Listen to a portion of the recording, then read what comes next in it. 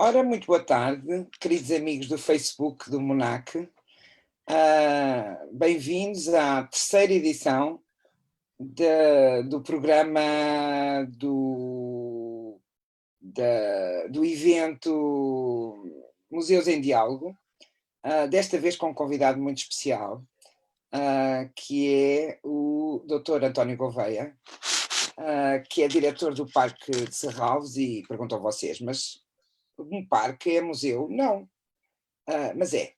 Tem coleções vivas, essas coleções são cuidadas, são preservadas, são identificadas, são catalogadas e são interpretadas ao público, muitas vezes com os mesmos objetivos e a mesma missão e a mesma visão que muitos museus. De resto, o Conselho Internacional dos Museus considera jardins como equivalentes a museus para muitos efeitos de financiamento, efeitos de credenciação, e, portanto, é um prazer enorme ter aqui o Dr. António Gouveia, que eu já vou apresentar, que, para além de ser diretor do Parque de Serralves, é também um amigo. E, aliás, estes museus em diálogo já sabem que é o objetivo da diretora do MONAC, para poder conversar com amigos que estão longe e saber enfim, como é que eles têm vindo a passar os confinamentos e os Covids e as vidas que nos afastam muitas vezes, não é?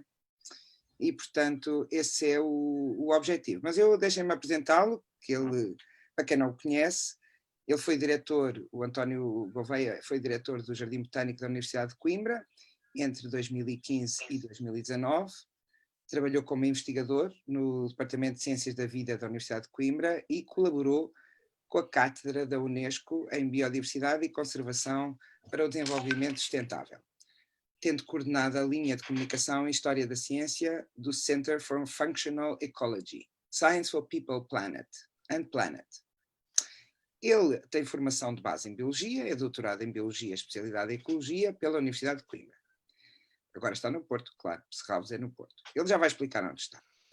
Atualmente, os seus interesses de investigação abrangem a história da ciência, a diversidade e a ecologia das plantas e a comunicação da ciência.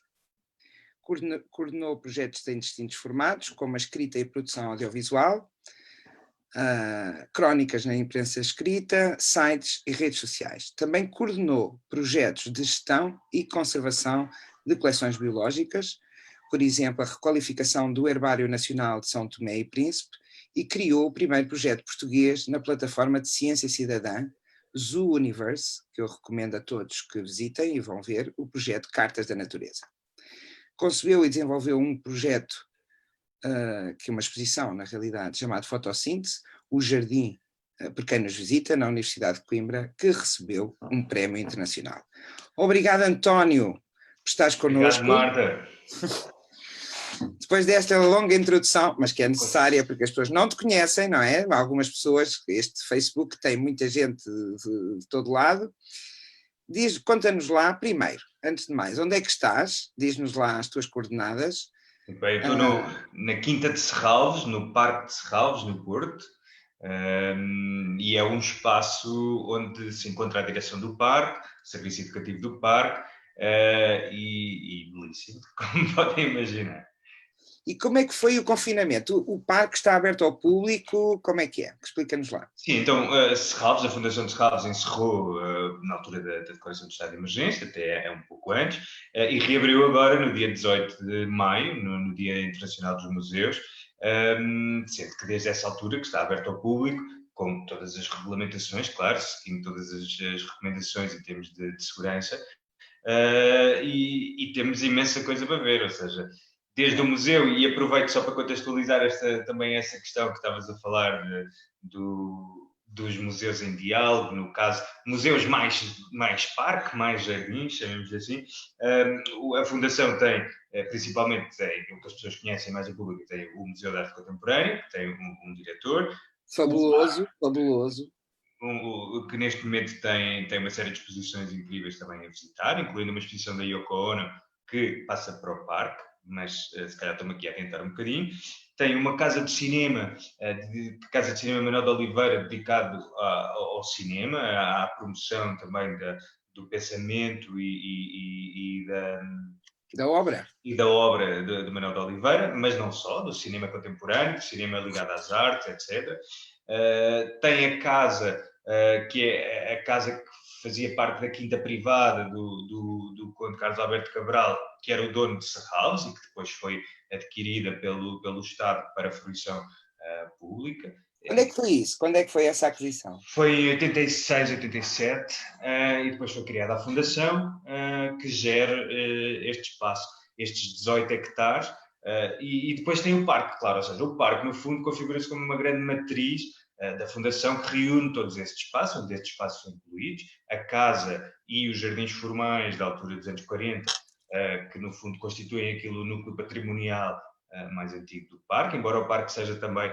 é muito interessante esta questão dos parques, e falavas nisso também, e esta ligação que temos à ciência, à história da ciência e à história em geral, mas os parques e os jardins têm esta capacidade incrível de são feitos de camadas históricas que muitas vezes nós não sabemos apreender, porque nos parecem que há uma unidade causada por aquilo que é a vegetação, não é? O presentismo, não é? Aquela coisa do presentismo. A gente olha para hoje e pensa que aquilo é uma fotografia de sempre foi assim. Sempre foi assim. Nós cristalizamos uma imagem de um parque, e os parques e os jardins, na realidade, são entidades dinâmicas que se vão adaptando àquilo que são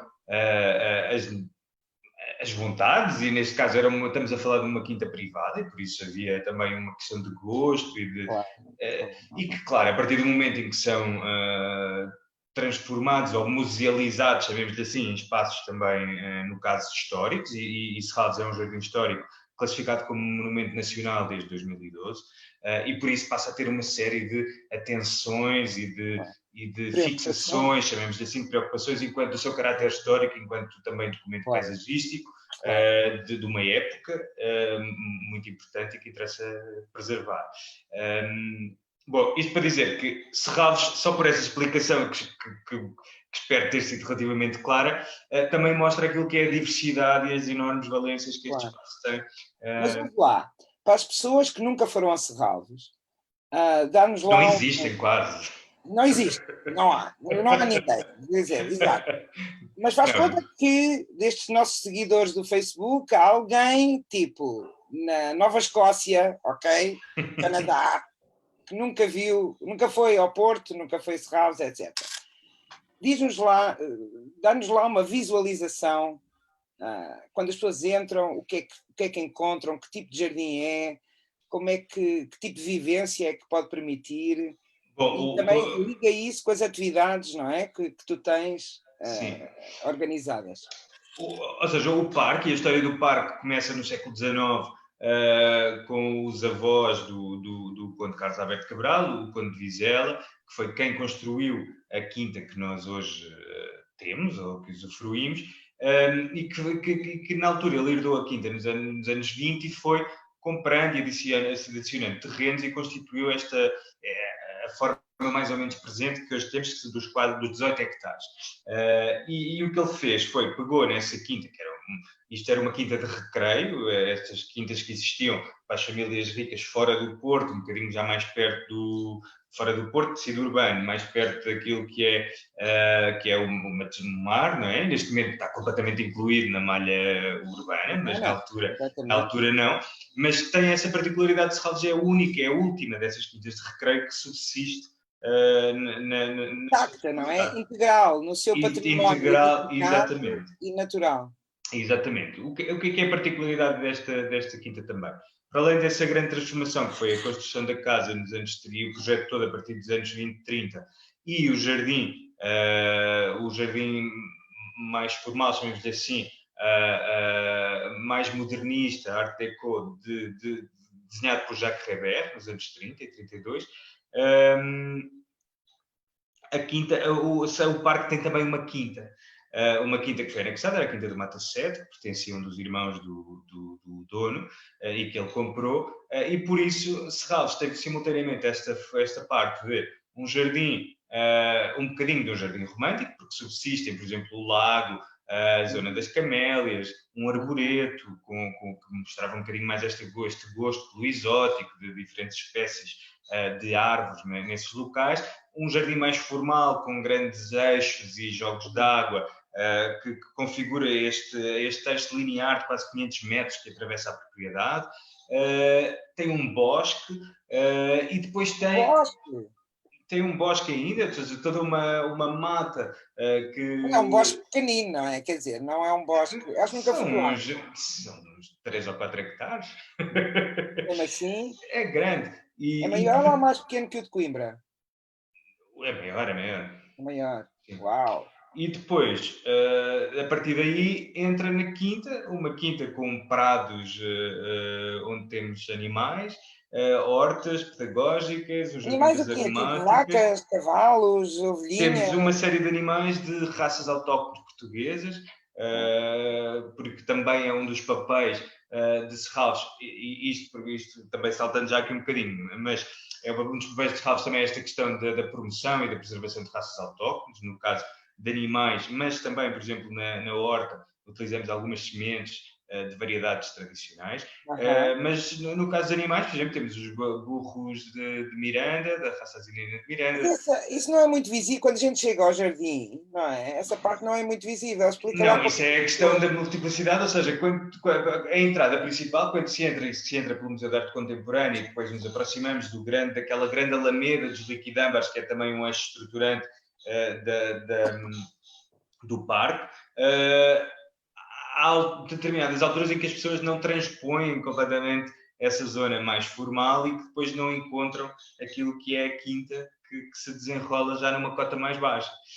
Isso é uma coisa que, claro, cada vez mais estamos a tentar trabalhar. Muitos miúdos, por exemplo, conhecem porque uma parte grande das atividades educativas, que é uma componente fortíssima da atividade de Serralves, se desenrola na quinta, mas os nossos visitantes têm esse...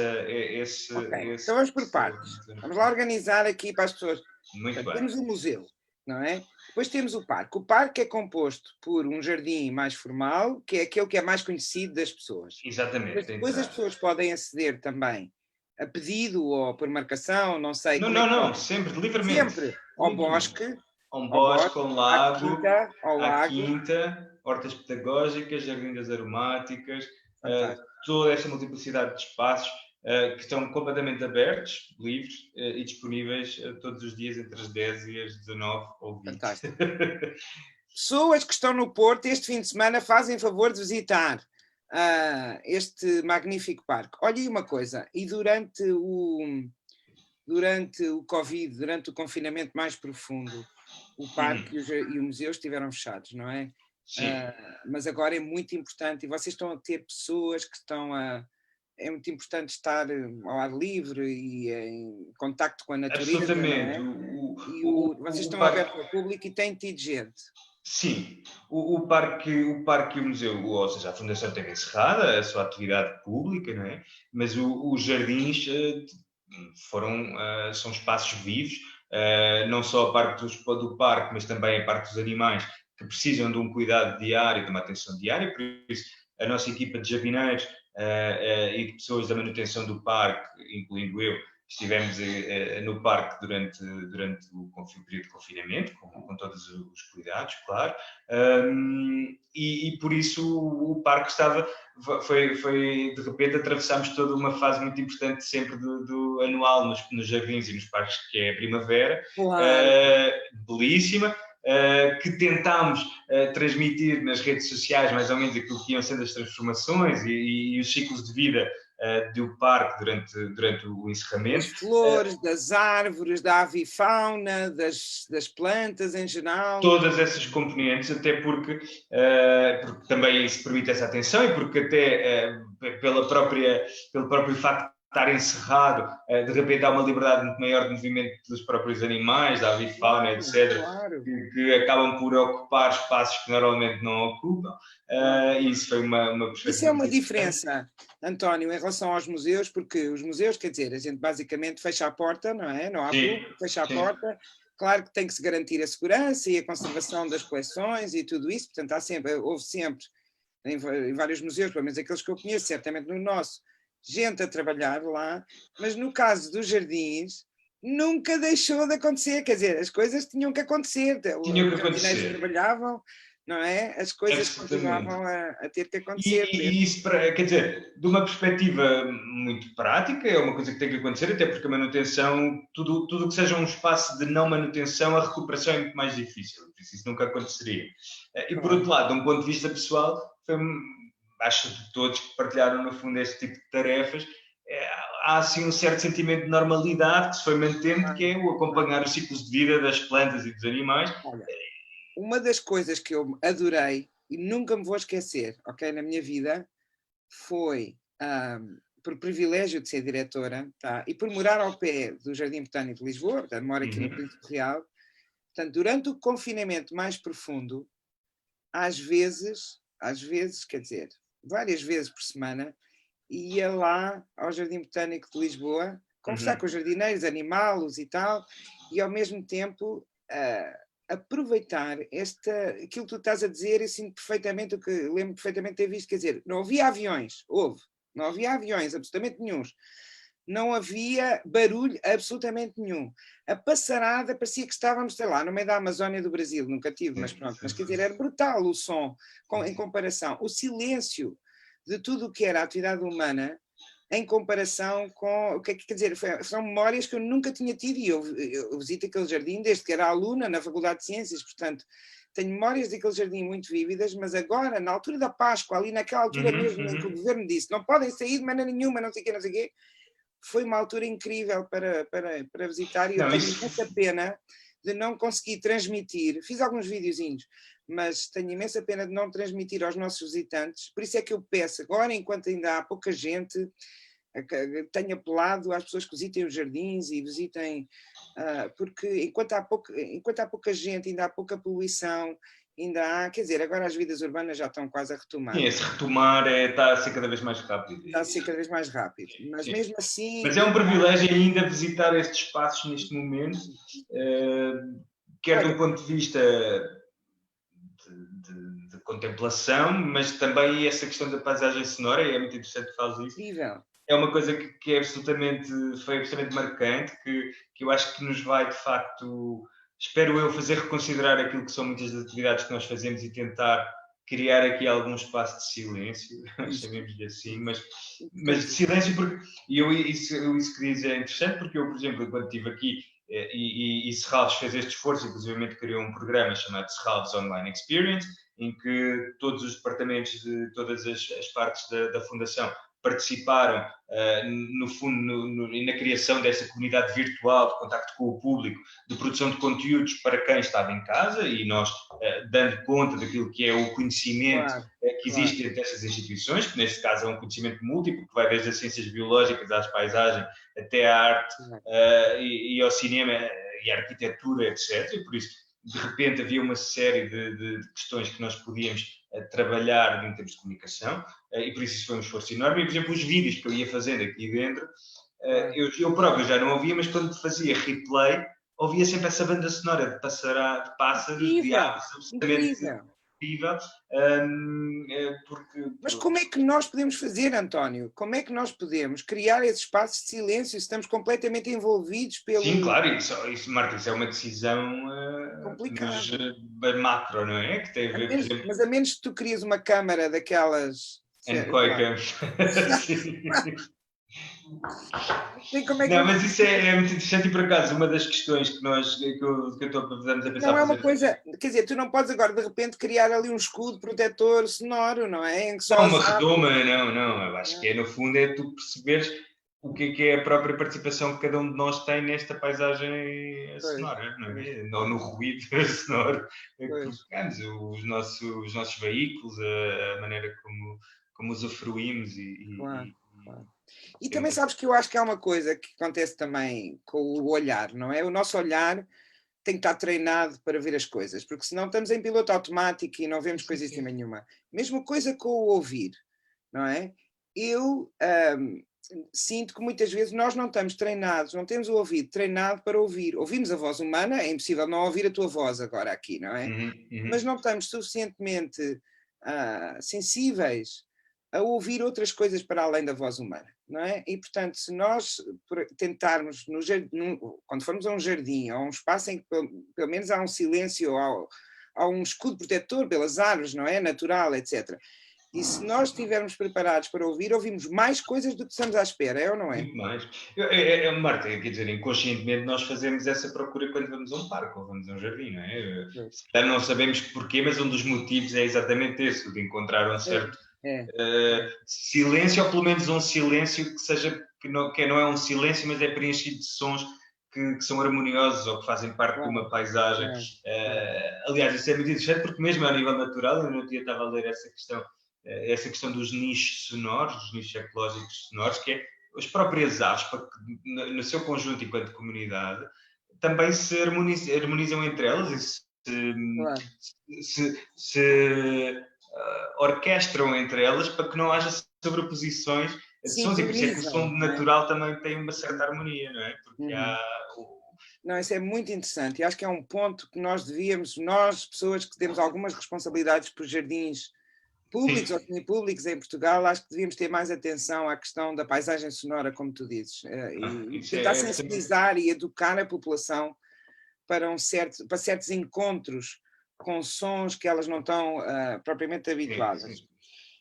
O nosso tempo está quase a acabar, este passa a correr, isto é um horror, eu adorava estar aqui 3 horas a conversar contigo, mas não queria, portanto, já destas indicações, as pessoas agora devem ir a Serralves se estiverem no Porto, se não tiverem, vão ao website, vejam as atividades que lá estão oferecidas, digital, há imensa coisa, a Fundação de Serralves tem um serviço educativo belíssimo, seja jardim, seja museu, novas exposições, portanto procurem informação e participem nas atividades que a Fundação oferece. Mas eu agora estou mais interessado em ti, não queria que nós acabássemos a nossa conversa sem explicar, ok, o teu percurso eu já o resumi, mas como é que um biólogo tradicionalmente, depois vai fazer trabalho de campo, depois começa a fazer biologia molecular, etc., estudos não sei de quê, ecologia, conservação da natureza, tu enveredaste, a partir de uma certa altura na tua vida, por este caminho dos jardins, não é? Primeiro botânica em Coimbra, agora o Parque de Serralves.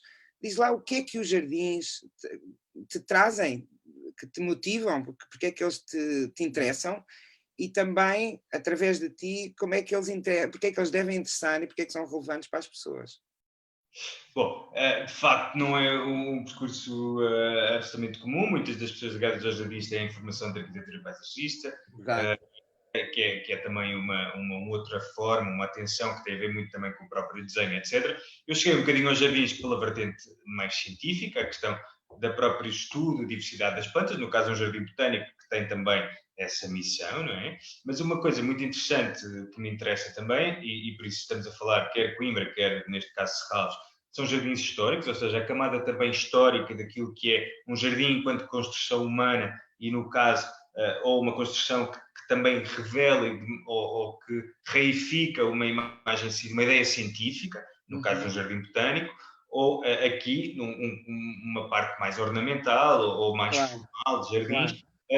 Mas que é um prisma, é um espelho de uma certa... Um espelho de um olhar, de uma ideia de natureza, daquilo que são, como é que nós, aquilo que estavas a dizer, como é que nós vemos a natureza, como é que vemos as espécies, como é que as escolhemos, como é que as movimentamos, tudo isso são fatores absolutamente fundamentais depois naquilo que reflete para a conservação da natureza, como é que as conhecemos. Por isso os jardins têm esta função absolutamente fundamental. E depois, para mim, outra parte muito importante daquilo que é o que me interessa, que é a questão da comunicação de ciência, de disseminação. Os jardins são espaços absolutamente fundamentais de mediação de ciência, porque como são espaços também multidisciplinares, a sua construção convoca uma série de conhecimentos e de saberes, e depois a sua base de construção, que são as plantas, não é? Para além da questão mais infraestrutural, mas as plantas que o constituem são, para mim, os organismos que desde sempre me fascinam. A minha especialização foi sempre ligada às plantas, e acho graça quando falas nessa questão de um biólogo vai fazer biologia molecular, isso foi o que aconteceu a grande parte dos meus colegas. 90%. Tipo 90% para aí, não é? É onde eles querem ir todos. E por isso é que há muito pouca gente a estudar plantas. É uma pena. Literacia, como falavas há pouco, de literacia sobre as plantas, de treinar o olhar, de perceber que são organismos extraordinários, que podem imenso. E por isso, os jardins também a mim, quer dizer, eu vejo-os como espaços incríveis para também passar esse conhecimento sobre as plantas, que no fundo são organismos absolutamente fundamentais da nossa vida e que nós desconhecemos em grande medida. Desconhecemos. E até funciona como um certo equilíbrio da formação dos biólogos. Eu vejo, por exemplo, quer dizer, não há, antigamente, sei lá, no tempo do professor Catarino, quando o professor Catarino era diretor do Jardim Botânico de Lisboa, ele dava aulas no jardim. Agora é menos frequente haver alunos de cadeiras de licenciatura, não é? Terem aulas no jardim, a não ser que seja para um aspecto assim muito singular e muito cirúrgico. Exatamente. No entanto, os jardins são também importantes para a formação da próxima geração de biólogos, não é? É evidente, não é? Quer dizer... Fundamentais, ou seja, essa proximidade, e estamos a falar mais neste caso nos jardins ligados às universidades, etc. É verdade, sim. Jardins enquanto laboratórios vivos, espaços de treino, aliás, se fores à própria origem dos jardins botânicos, muito ligados às questões de conhecimento das plantas com aplicações medicinais, farmacêuticas, do conhecimento da planta viva, claro. Que era absolutamente fundamental na formação do que eram os médicos farmacêuticos na altura. Mas depois também outras questões ecológicas, paisagísticas, etc., geografia, são questões que podem ser abordadas no jardim, antropologia, estamos a falar... Imensa coisa. O jardim tem pano para mangas, não só para a educação das pessoas e para a comunicação de aspectos de dimensões científicas, históricas, políticas, económicas, a questão das plantas aplicadas, etc., como também, evidentemente, para a formação de biólogos e de cientistas do futuro, da próxima geração. Olha, eu estou muito preocupada. Só queria juntar. Ainda tem esta particularidade de ser um jardim que tem um museu, que está com um museu de arte contemporânea, e por isso também o jardim, enquanto extensão do museu, para a exposição de obras, para diálogo com as obras. Isso, esta ponte, não é? Esta ponte. Mais uma vez, essa mediação. Aqui no caso do jardim, entre a arte contemporânea e a arte dos jardins, e por isso eu acho que Serralves é nesse sentido é muito especial, e único no contexto português, e portanto, mais uma vez, aqui fica o convite para visitarem. Antes de terminarmos, vou só perguntar à Marta Costa, que nos está a acompanhar, se há alguma questão no... Não há nenhuma questão no Facebook. Então, em 1 minuto, a última questão para ti, António, num minuto, ok? Já é um clichê dizer-se que o mundo mudou, tá? Com a Covid, o mundo mudou, não é? Nunca mais nada será como de antes, não sei o que a gente ouve na rádio, televisão, etc, etc, etc.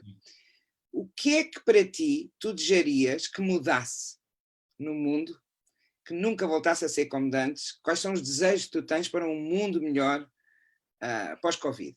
Bom, eu não sendo demasiado ambicioso e sendo muito rápido, eu acho que queria aqui salientar que durante este confinamento, e muita gente que esteve em casa, ou muita gente continua a trabalhar, mas eu percebi, ou espero eu ter percebido bem, que as pessoas tiveram uma atenção maior àquilo que é o mundo natural, aquilo que é a sua, por exemplo, os seus espaços de consumo e de produção alimentar, e tudo isso pode vir a ter reflexos naquilo que é a relação que nós temos com a natureza, na relação que temos com a exploração dos recursos naturais.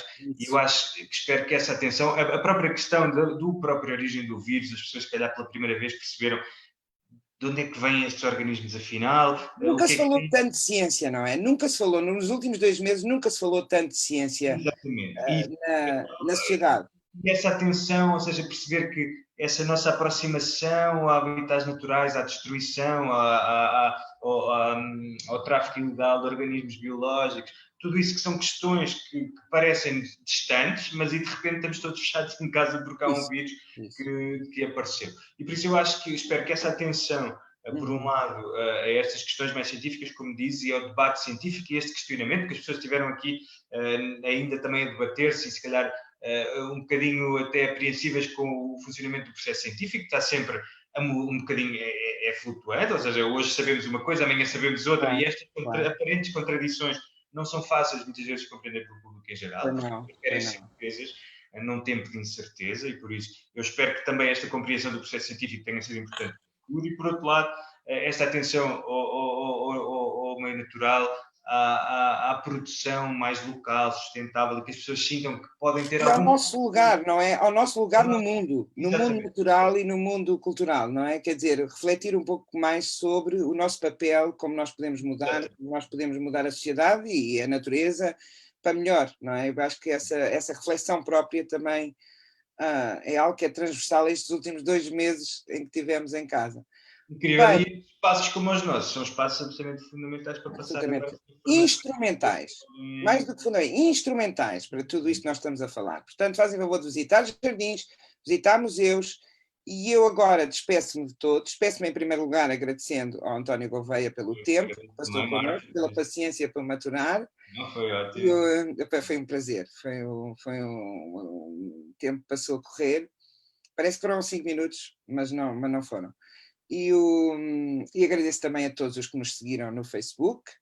Cá vos espero, à mesma hora. Agradeço também à Marta Costa, que nos tem estado a apoiar com a parte de passagem no Facebook.